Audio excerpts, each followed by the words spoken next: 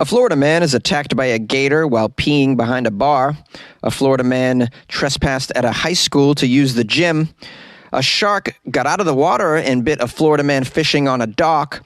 And a Florida man threw a brick at a baby and claims he's a time traveler. These are the weird stories for Friday on Weird AF News. They are all from the state of Florida because on Friday we only do weird news from Florida, our favorite place. Let's do it. A Florida man is attacked by an alligator as he was peeing behind the bar. The last thing a 23-year-old Florida man remembers before he woke up in a hospital was that he needed to really pee. He had to pee really bad. Woke up in a hospital with an arm missing. How sad. Let's get the details. Florida man Jordan Rivera, on the early morning of May 21st, was at a very busy bar in Fort Myers. At the time, the bathroom lines were very long. Jordan really had to pee. He decided, you know what, I'm not going to wait in this line to pee. I really got to go. I'm going to step outside and try and find a place to pee out there behind the bar. That's where he discovered a lovely, beautiful small pond behind the bar, and he decided to walk to its edge and relieve himself. Unfortunately, this is a body of water in Florida. That's where the gators live. They live behind bars, they live behind mini golf places, they live behind movie theaters, anywhere it's wet, which is everywhere in Florida because Florida is one giant wet place. Here's a quote from Rivera. I didn't realize how big the gator was at the time. I couldn't see it as I was going over there, though something happened. I was very drunk. I tripped, I fell on the ground next to the pond, and then I kind of rolled into the water itself. And that's the last thing I remember. I don't even remember peeing. I just remember falling in the water, and then I woke up here. Jordan woke up in a bed at an intensive care unit in a medical center with cables strung around him and his right arm completely gone from his upper elbow. I woke up and I was just sitting here in this hospital. I look over, I saw my arm the way it was. I was like, whoa. It kind of feels like my arm is still there, but not there. Oh, this is just the craziest thing. It's like it's out of a movie or something. Despite losing his limb, the Florida man is able to reflect on the entire ordeal with a sort of sense of optimism, surprisingly. Well, I didn't lose my life. I only lost my arm. It's not the end of the world, And there's plenty of booze out there waiting for me. I can go on. I can move my arm around. Well, not really that much, but I got my other arm, and, I can still crack open a beer with that one, Yeah, I mean, thank God it was not his little arm, because he was weeing over near a pond. He could have lost that. So the Florida Wildlife Commission got involved. They oversee and regulate the state of Florida's wildlife and fish resources. Most of the time, they spend their budget rescuing people from gators because people like to get close to the gators. They like to pee near gators. They like to play near gators. The Florida Wildlife Commission is reported to have actually removed this alligator from the pond and euthanized it. No word on whether or not the bar is going to build a bigger bathroom to avoid such things. Got a lot of questions here. If you ingest a body part of someone who's extremely drunk, are you now drunk? I mean, would that alligator blow a 2-0 on the breathalyzer? I'm just curious. I want to know. Last thing I just want to ask, everyone who knows that they shouldn't feed the alligators, please raise your hand. Clearly, this young man has something against Florida. Yay! A Florida man pretends to be a high school coach to use the gym. A Florida man faces trespassing charges on school grounds after repeatedly impersonating a wrestling coach in order to bypass security and use the gym at the J.P. Taravella High School in Florida. Records show the police department captured and arrested this man, identified as Chandler Daniel Simmons, age 26, after a bunch of incidents in which he impersonated an assistant wrestling coach to access the school and specifically utilize the gym facilities. Well, I mean, in his defense, it's costly to get a gym membership. I mean, unless you want to go to Crunch, but we know what happens at Crunch. I mean, you catch diseases from the equipment because they don't clean that shit. According to the arrest report, the first trespassing incident occurred in January when Simmons gained access to the campus through the East Gate. A security officer confronted him at that time and denied him access.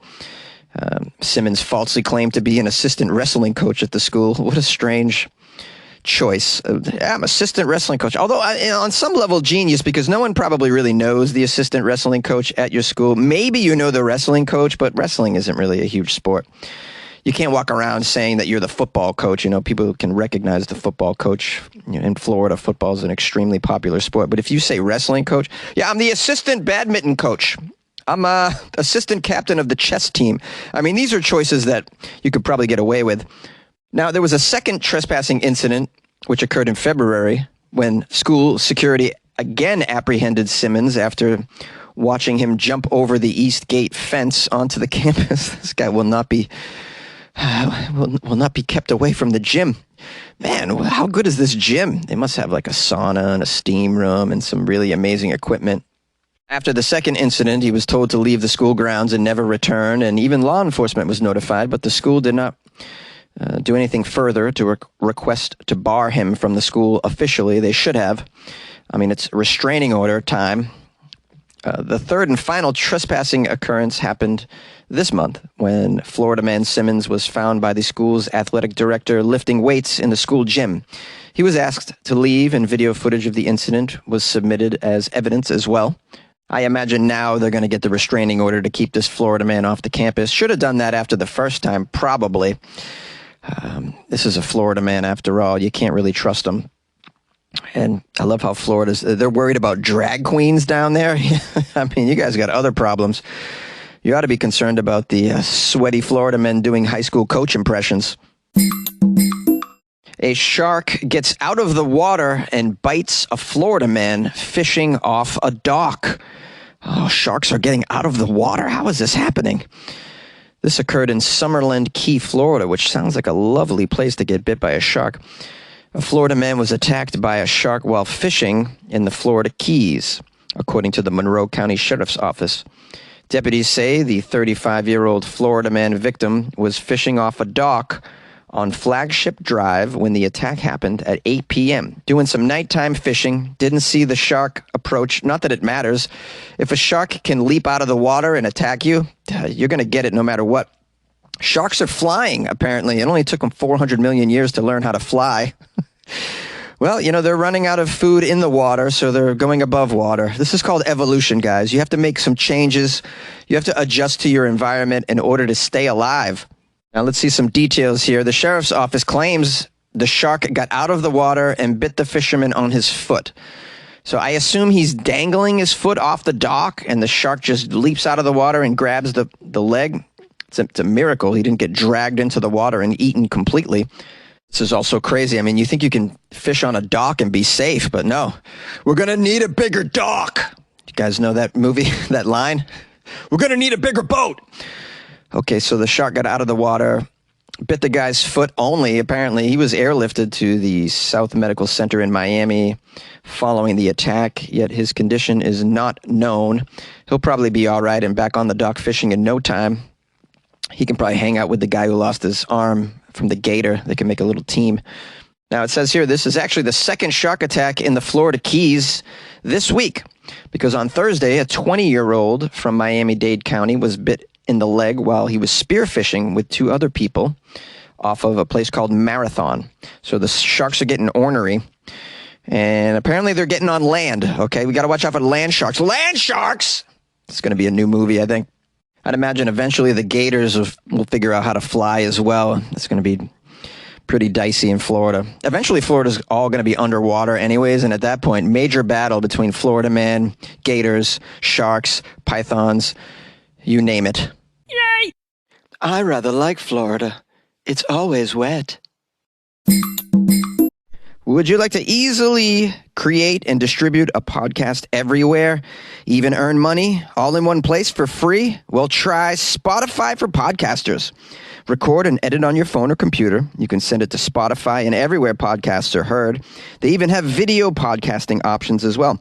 Spotify for Podcasters allows you to earn money with ads and subscriptions. Best of all, it's free. Try it. Download Spotify for podcasters or go to spotify.com/podcasters to get started. And good luck with your podcast. Good luck with your life, man. A Florida man throws a brick at a baby and claims he's a time traveler. There's a photo of him. He looks like he's traveled through time. Or meth. Could be meth. Authorities in Marion County, Florida, arrested a man claiming to be a time traveler from the future. Well, did the brick say made in 2093 on it? That's how you tell. If the brick is from the future, this guy's probably from the future. The police department received a report about a possible burglary after the homeowners reported that somebody threw a brick through a window in their home in the middle of the night. As the officers were canvassing the neighborhood looking for a suspect, they noticed that the front door to another home was wide open. The officers entered that house, and in there they encountered Floridaman Daniel Robert Dinkins. Danny Dinkins, good old Danny Dinkins from the future. They informed Dinkins they were investigating a possible burglary when he abruptly confessed to the crime. Yeah, that was me. Oh, at the other house? Yeah, that was me. I couldn't get in, though. I got in this one, as you could see. I'm from the future. Doors are all unlocked in the future, like this one. Yeah, Dinkins just confessed. Here's the quote from the police. Dinkins told them, yeah, that may have been me. That may have been me. Oh, a brick through a baby's window? Yeah, that was me. He was taken into custody and charged with a felony count of burglary on an occupied dwelling. Dinkins then told the police that he was a time traveler. Yeah, that's a good way to get out of it. I'm a time traveler. I don't know what I'm doing. I come from a place where you can throw bricks through babies' windows. Just walk into anyone's home. It's okay in the future.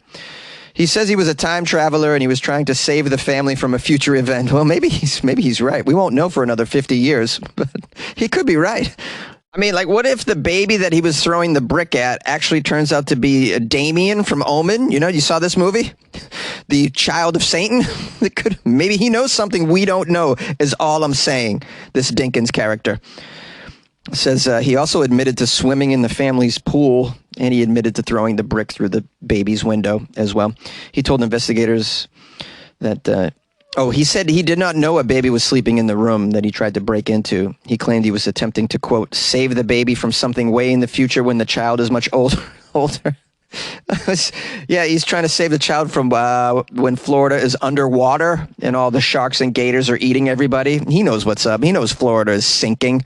I'm going to assume that the police didn't believe his time traveling story. And that's really the trouble with time travel, is they don't tell you how to deal with all of the people who don't believe you in the present world, you know? The good news is, if any of you ever want to travel through time, there's drugs in Florida that allow you to do that. Well, isn't that special? This episode of Weird AF News, the Florida Friday edition, and it would not have been possible without my listeners. Thank you so much, guys, for sending me Florida stories from the week. You made my job a lot easier. I hope you enjoyed the episode, and I hope you're having a lovely, long weekend. It's the Memorial Day weekend here in the United States, so we're going to take a long weekend and enjoy ourselves. It's a barbecue sort of weekend. A lot of barbecuing, a lot of drinking, a lot of, relaxations. Maybe playing some sports, maybe doing some pool hopping, some swimming at the beach, just enjoying it. And I hope that you are. I hope that you do. I hope that maybe you already did. So I'm going to be having a little bit of fun. I'm not going to tell you what I'm doing because it's private. But yeah, I'm going to be enjoying the weekend. And I may or may not do a Monday episode depending on how much fun I have. Hey, how about that? Hey. We'll see how it goes. We'll see how it goes, guys. I got some phone calls I'm going to publish after this, by the way. Some lovely phone calls from fans of the show. So stick around for that. If you want to call the show yourself, it's 646-450-2012. You can always email me as well, funnyjones@gmail.com. Follow me on the gram @funnyjones as well. Doing a show tonight in Hollywood. If you're around, all the information's on the gram. Check that out if you're in the area. And then lastly, if you'd like to support the show with a couple of bucks a month, please consider joining the Patreon. Go to weirdafnews.com, the official website of Weird AF News, and you can buy me a coffee or join the Patreon as a way to support the show. I'd appreciate it. If not, you can help me out by just telling a friend over the weekend. Maybe you're going to be hanging out with some people who need this podcast in their life. Well, don't hesitate for a moment to suggest it, because some people need it. Mainstream news can be very debilitating on the soul, so you can get yourself your nice weird AF news fix. It's that way you don't feel so bad. You actually feel better about yourself when you listen to weird AF news, because you're like, oh man, at least I'm not that guy. At least I don't think I'm a time traveler. At least I'm not getting my arm ripped off by alligators while I'm tinkling. I don't mean to laugh. That's a terrible thing that happened. I'm just glad he's alive, though. He's got a good outlook on life, as you heard. So that's pretty cool. Jonesy, what up, brother? This is the Buck from Vegas. I'm driving to Miami, not Miami, Oklahoma right now. I just got done listening to your show and realized that you may want to consider doing a Texas Tuesday. Just a thought. Have a great day. Good luck with your life, man. Jonesy, woo-doo-doo, woo-boop-boop-boop-boop-boop-doo, woo. Hi. Hey, it's Moon Juba here. Just wanted to say hey. Hope you're having a great day. And, well, you make me laugh pretty hard sometimes, and you make me go, man, what are you saying? What? Huh? Okay, well, that's how it usually goes here. And I hope you're just playing baseball and flying kites and, just don't play with yourself, man. When you're doing those little shorts on YouTube and you got your shirt off, I'm like, does he have pants on too? I don't know. Ooh, makes me hot. Anyway, love you. And good luck with your life, man.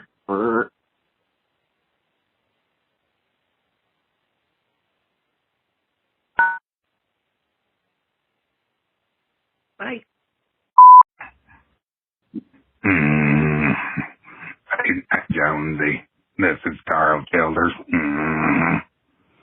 I heard John from. He said he was tickled. He seemed real pleased. He said he was tickled to his thing on your thing. Real tickled to hear his thing on your thing. That pleased me. He said he was pleased to hear his voice on your show. Some folks call things different. Some folks call it a Kaiser blade. I call it a sling blade. So some folks call it a Kaiser blade. I was real pleased to hear that. He was pleased to hear about his thing on your thing. It pleased me to hear about things on things, like his thing on your thing. And when I heard about that, I thought, sling blade, it's kind of dull on one side and sharp on the other. It's curved like a banana. I got pleased hearing about his thing on your thing. And I decided to please my thing. My thing's kind of curved like a banana, Jonesy. Yeah, I got real pleased. Some folks call it a sling blade. Some folks call it a Kaiser blade. I call it a sling blade. I was very pleased.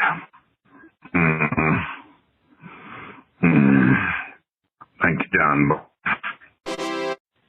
Jonesy, you rock and roller. It's your buddy Jim from Cleveland wishing you a happy holiday. Hopefully you're doing good. You might have a gig this week. I really don't know. So if not, have a good holiday. Be safe. And we'll see what your boys can do with the basketball game. Don't look good for them, but you never know. All right, hopefully you're doing well, and Looking forward to football season like always, buddy. You be safe. Love you. Talk to you later, Jim.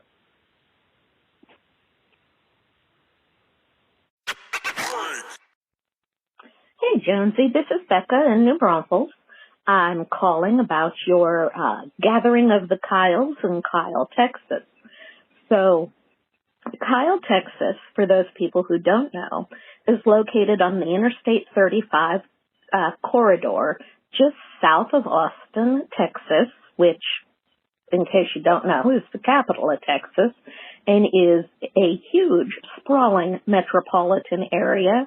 Kyle, which used to be a little bitty town kind of in the middle of nowhere, like you suspected, has become a suburb of Austin, and is very easy to get to because of the interstate and airports and so forth. But it is a really nice little town, just south of Austin. Very nice place to live. I know a lot of people who work in San Marcos, which is also located on the I-35 corridor just south of Kyle, who choose not to live in San Marcos but work there, and they live up in Kyle. And obviously people who live in Austin or work in Austin also live in Kyle. Anyway, so there we go. That's the scoop on what's going on with Kyle, Texas, and how remote and hard to get to. It's not that hard to get to, and it's not that remote. Poor Kyles just couldn't muster the forces, I guess.